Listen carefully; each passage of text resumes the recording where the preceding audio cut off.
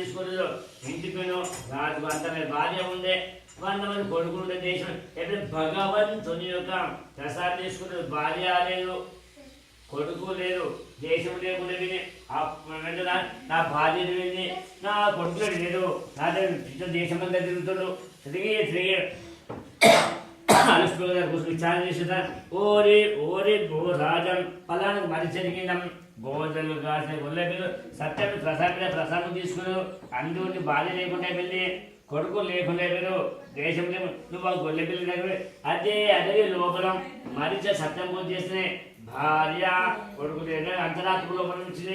అప్పుడు వెంటనే రాజు ఎంతో గొప్పవాడు కాబట్టి తన తప్పని తెలుసుకుంటే గొల్లె పిల్లకి వచ్చిన ఓరి పిల్లలారం మనందరం కూడా ఇది అడవి లోపల మరి సత్యపూజ చేద్దామని రాజు సత్యపూజ చేసాం.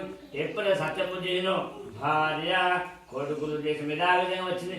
కాబట్టి భూలోకము లోపల మానవుల యొక్క కష్టాలు దూరం అయిపోతే నెల అంటే పుణ్యంగానే, కార్తీక మాసం కానీ, సంకురాత్రి ఎందు కానీ, లేకపోతే సంవత్సరసారి కానీ, ఇంటి లోపల కానీ, దేవాలయంలో ఎవరైతే సత్యనారాయణ వ్రతం చేస్తారో మీ కష్టాలు దూరం అయితే మీరు అనుకున్నటువంటి యొక్క కోరికలు తప్ప నెరవేరు. ఇత్యస్కందే పురాణం రేవాఖండే సత్యనారాయణ పంచమోధ్యాయము.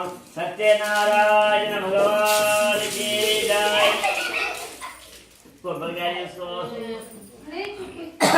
రాత్రి బాగా చేస్తుందా? లచ్చవ లచ్చవ అందరు వచ్చి కదా 100 మందిని